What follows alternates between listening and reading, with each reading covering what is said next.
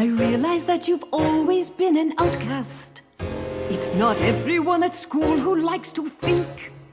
To find a student that's like you, I've had one or maybe two, but the good ones disappear before I blink.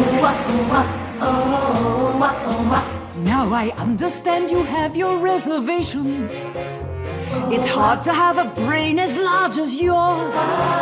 But if we don't win these games, well, I think I've made it plain what will happen if we have the losing score.